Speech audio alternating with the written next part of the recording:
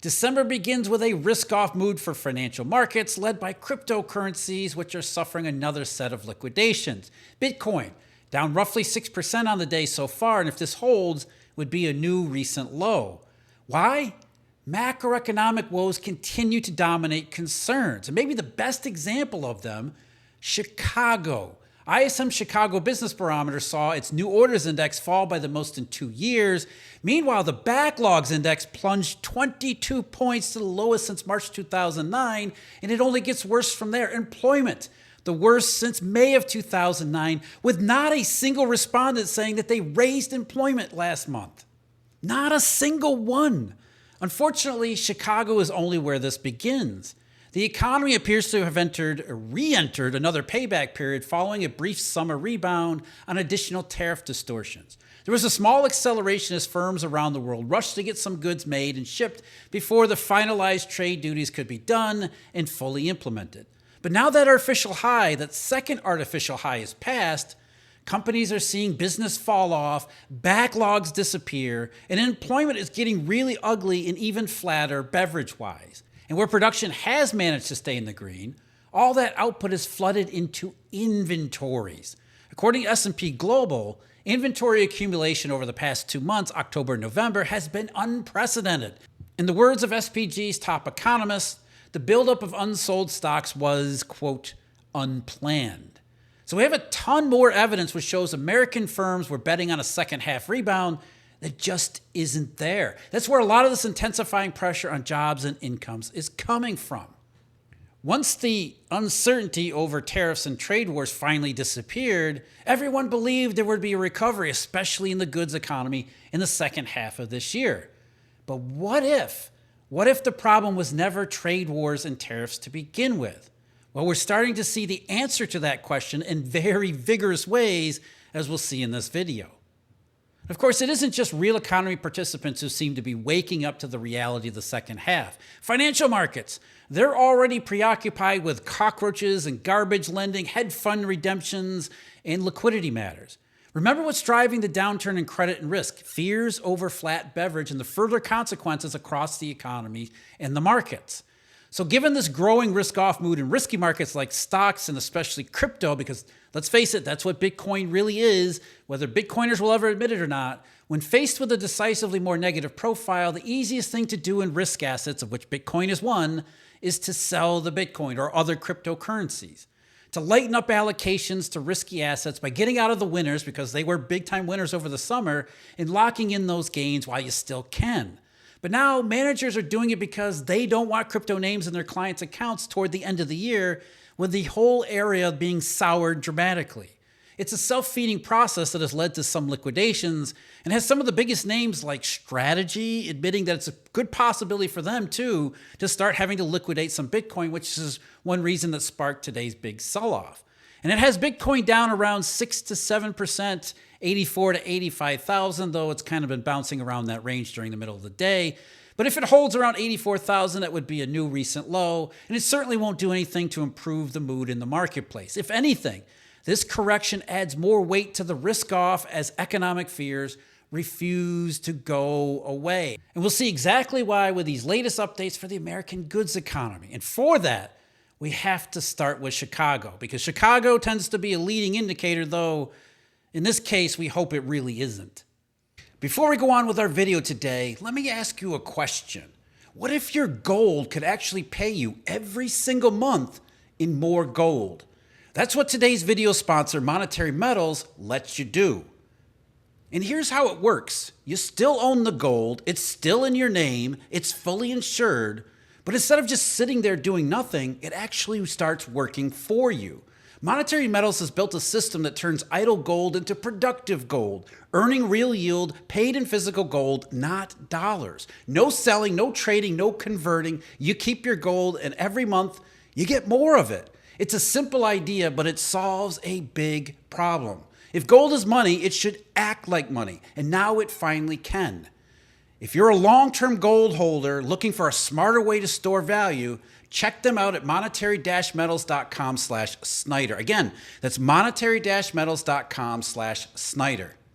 I highly recommend booking a call with them today to see if they're the right fit for you. We thank Monetary Metals for their sponsorship, but now let's get back to the rest of our video. Now, the ISM Chicago Business Survey is, according to the Institute for Supply Management itself, quote, a regional view of the national economy, is a time-tested, market-moving report.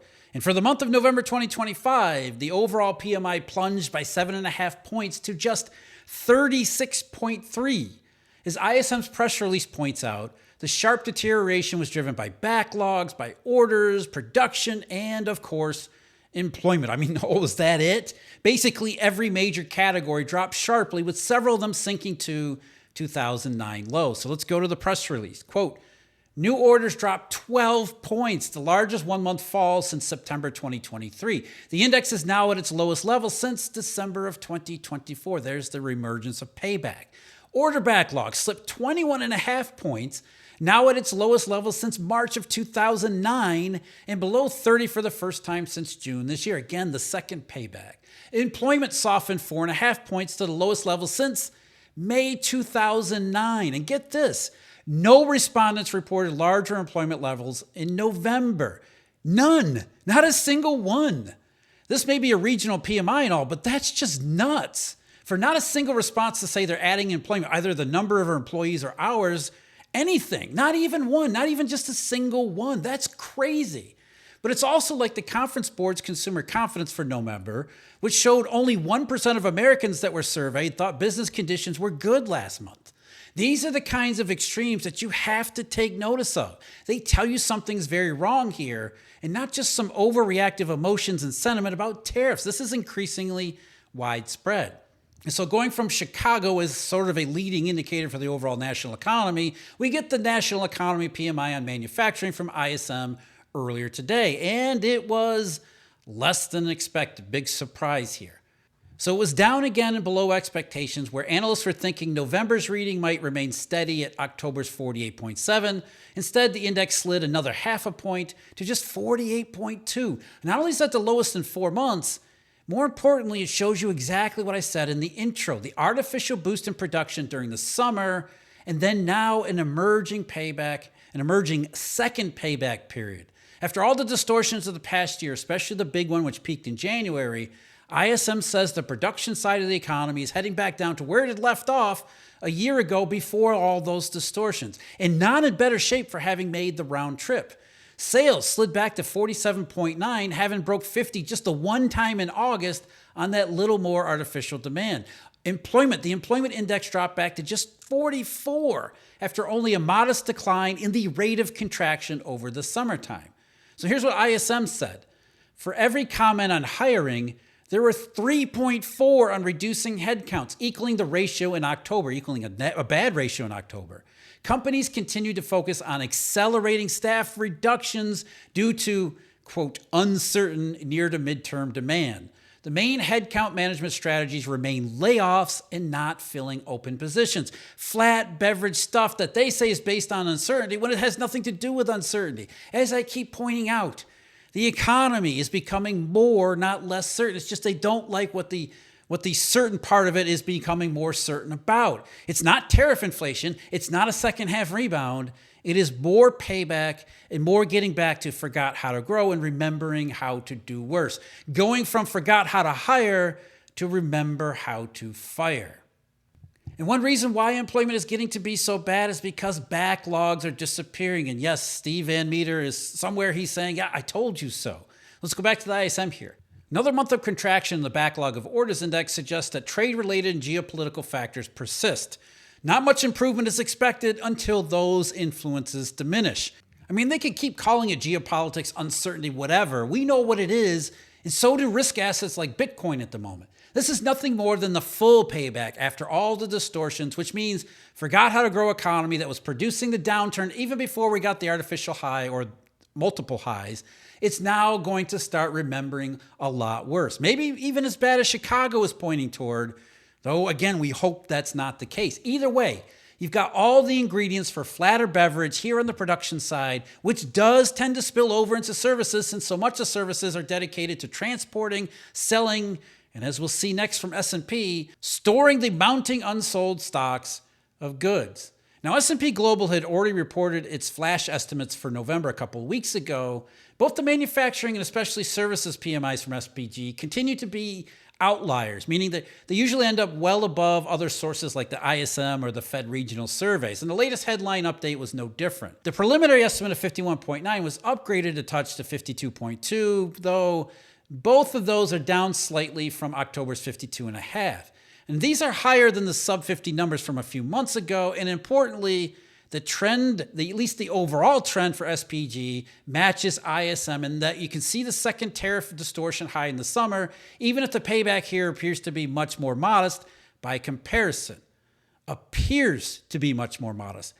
But even SPG's chief business economist, Chris Williamson, had to confess the sector does not look quite so stable as the headline estimate might otherwise make it seem. Quote, although the headline PMI signaled a further expansion of factory activity in November, the health of the U.S. manufacturing sector gets more worrying the more you scratch under the surface. The main impetus came from a strong rise in factory production, but growth in new order inflows slowed sharply, hinting at a marked weakening of demand growth. That's the emerging payback. In short, manufacturers are making more goods, but often not finding buyers for these products. This combination of sustained robust production growth alongside weaker than expected sales led to a worryingly steep rise in unsold inventories.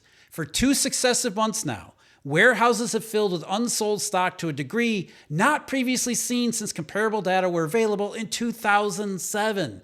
This, quote, unplanned accumulation of stock is usually a precursor to reduced production in the coming months. And I love how Williamson throws the word unplanned in that last sentence because it's really true.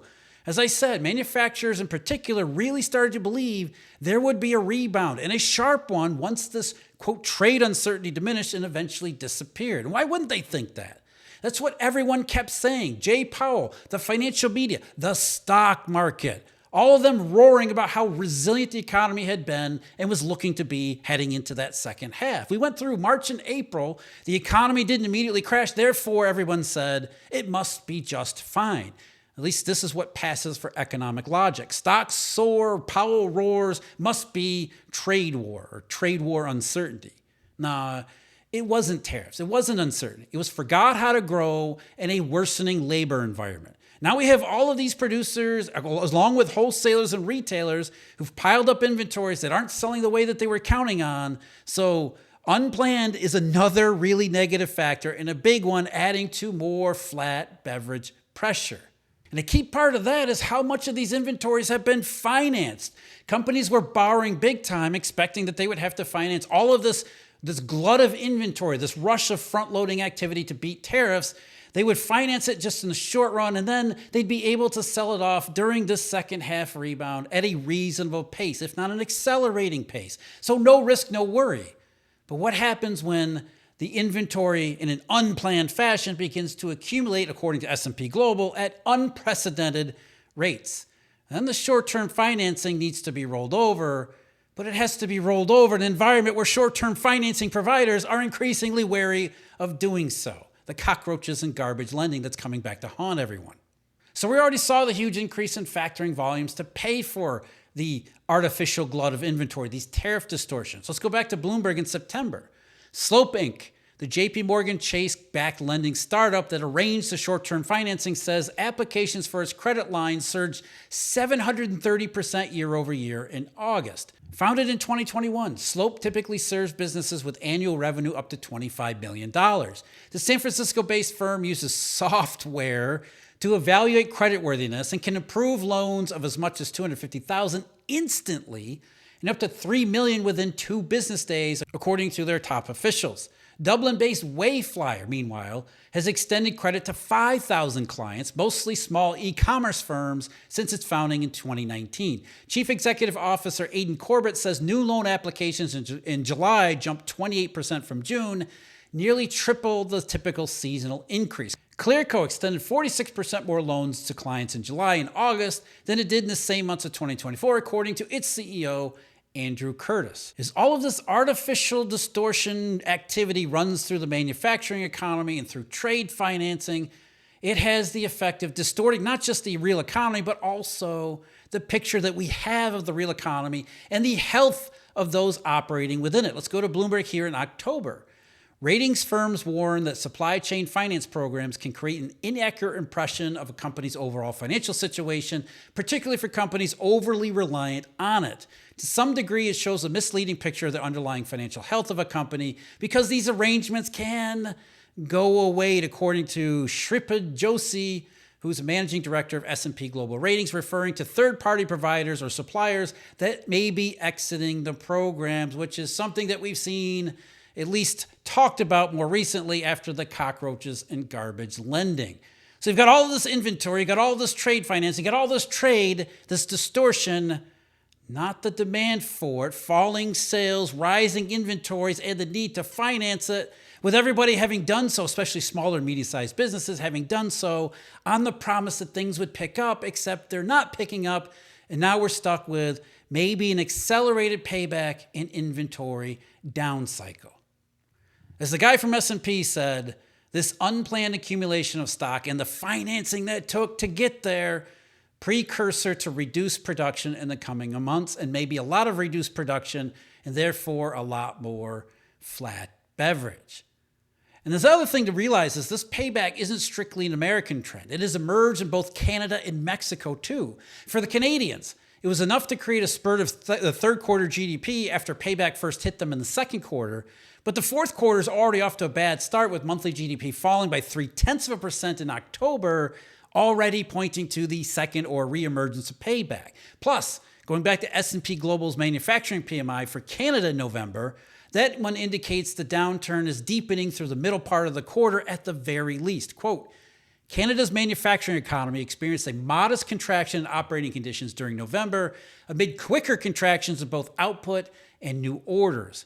Market, here it is again, uncertainty and subdued demand, just say subdued demand, were widely reported, and this continued to weigh on confidence and workforce numbers, which fell again in November. The general lack of demand and falling production requirements tended to discourage firms from hiring additional workers in November. On the contrary, firms typically chose not to replace any leavers, with the net impact being a modest overall fall in staffing levels. And although production requirements were set to rise, limited growth expectations meant firms continued to reduce purchasing activity, instead focusing on utilizing existing stocks wherever possible because of all the inventories. Both buying activity and stocks of purchases declined to the greatest degrees since July, and again you see the payback pattern emerge here in Canada. And the situation in Mexico is similar, though already more dire. GDP already declined by 0.3% in the third quarter rather than Canada's rise, demonstrating payback even during the summer quarter. And industrial production in Mexico has been accelerating downward, led by the continued contraction in construction. The nearshoring boom that materialized way back in the summer of 2022 that helped Mexico's economy avoid the worst, at least the initial worst part of forgot how to grow, that has itself since reversed sharply with a global downturn that started to emerge way back in early 2024, taking away a lot of the justification to add productive capacity in that country. Investment into Mexico is as much a proxy for the U.S. economy and U.S. demand as anything. And having peaked all the way back in October 2023, right when the global bond rally got started, construction in Mexico has been increasingly contracting, introducing the country to a belated forgot how to grow long before there were tariffs and trade wars. But now more recently, with trade further being undercut by the lack of demand and all of these inventories that are piling up, S&P Global has this to say about November manufacturing down there in Mexico. Quote, the health of Mexico's manufacturing industry continued to worsen in November. A lack of new work and subdued growth prospects urged firms to reduce headcounts and input purchasing once again. New orders, the largest subcomponent of the PMI, fell solidly in November after increasing in each of the previous 3 months. Again, there's that reemerging payback. The pace of reduction was the fastest since the middle of the year. And adverse demand developments, forget uncertainty, adverse demand developments, competitive pressures, and tariffs were the main reasons firms gave for the drop in sales. International sales volumes declined for the 21st successive month in November, with panelists commonly citing lower orders from the US of A. A lack of new work compelled firms to implement technical breaks and trim production volumes. Not only did output decrease for the 17th consecutive month, but also to the greatest extent since May, and again, the reemergence of payback. So the goods economy was supposed to be picking up globally and strongly because the labor market in the US was solid, and the only factor depressing consumer sentiment was trade war uncertainty. At least that was the narrative that was priced into the stock market. But as is so often the case, many real economy participants fall for it anyway, partly due to more front-loading ahead of final tariff rates and partly just hoping Jay Powell was right about something for once. Manufacturers made a bunch of stuff looking for a favorable second half of 2025 that just hasn't happened. Now they're stuck with unplanned inventories of maybe unprecedented accumulation, much of which financed by short-term borrowings in a credit market that is increasingly hostile on account of cockroaches and collateral fraud. Yeah, this is not the best economic climate, to put it mildly. From falling sales to greatly diminished backlogs, these are all the ingredients for even flatter beverage. That, not the supposedly hawkish Fed that isn't actually hawkish, is why Bitcoin and other risk assets are having to struggle here as we enter December.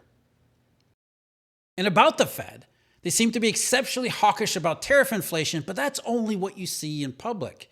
What you don't see, where the Fed really is, that's in the video link below. As always, thank you very much for joining me. Huge thank you, Eurodollar University members and subscribers. And until next time, take care.